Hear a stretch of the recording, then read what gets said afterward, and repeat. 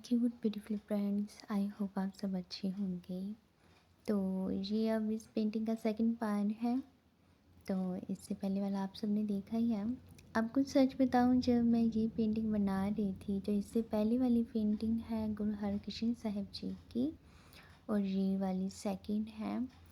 ये सब मैंने वाटर कलर से पहली बार बनाई थी। तो इसको बनाते बनाते आपको सच कहूँ, मुझे ऐसा लग रहा था मैंने अब ख़राब कर दी, अब ख़राब कर दी।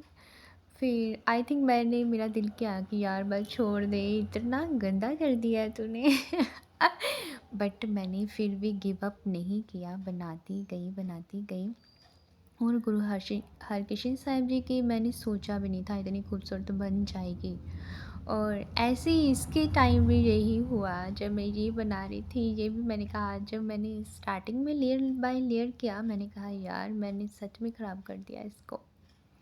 बट आई थिंक कहते हैं ना यार, अगर काम शुरू किया है ना तो उसे ख़त्म करने की कोशिश ज़रूर करिए, उसे लास्ट तक ले जाइए, शायद वो आपके लिए हिस्ट्री क्रिएट कर दे, ऐसा कुछ। तो वैसे मैंने छोड़ा नहीं, तो करती रही। ये दोनों ही बहुत ही खूबसूरत है मेरी तरह, मेरे नज़रिए से कहा जाए तो। मुझे बहुत अच्छी लगी, क्योंकि अगर पहली बार कोई बनाए तो वैसा वाला फ़ील था। अच्छी बनी थी।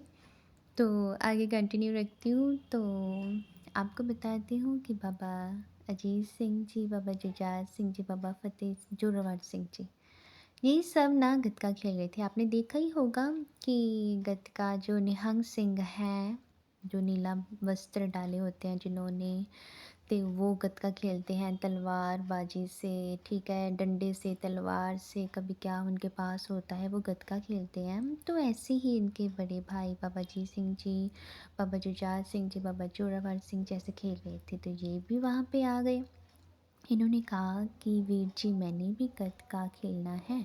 तो उन्होंने कहा कि आप अभी छोटे हो तो आपको अभी नहीं खेलना चाहिए, ये सीखना भी नहीं चाहिए। तो इन्होंने कहा कि नहीं, मुझे सीखना है, मैंने भी करना है, आप सब कर रहे हो तो मैं भी करूँगा। तो इन्होंने कहा कि नहीं, आप जाएं। तो क्या कहूँ, इन्होंने, मैं आपको पिक दिखा रही हूँ, ऐसे इतने सारे परने बांध लिए अपने सर के ऊपर, इतने सारे परने बांध लिए, और उनको कहा कि अब देखो, मैं आपकी जितना बड़ा हो गया हूँ ना, अब आप मुझे मना नहीं कर सकते। तो जब ये सब बातें इनके पिताजी गुरु गोबिंद सिंह जी ने जब देखा, और इनके बड़े भाई ने देखा, वो इतने हंसे। उन्होंने सोचा भी नहीं था कि उन्होंने ये ऐसा रास्ता निकाल लेना है और ये ऐसा कर सकते हैं।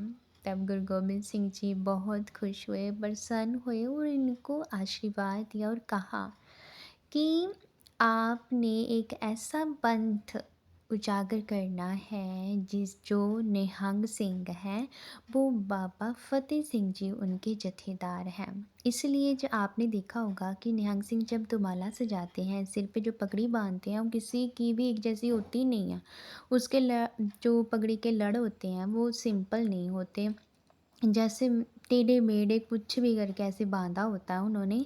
वो सिर्फ फतेह सिंह जी फिर उनके जथेदार बने। तो ये इनकी वजह से गुरु गोबिंद सिंह जी ने इनको वर दिया कि आपकी वजह से ये पंथ शुरू होगा, जो नीले वस्त्र धारण करेंगे और ऐसे दुमाले सजाएंगे। और आपको तो पता ही है कि इन्होंने छोटी उम्र में ही शहादत प्राप्त कर ली थी। तब ये 7 साल के थे और इनके बड़े भाई 9 साल के थे, जब ये छोटी उम्र में ही शहीद हो गए थे।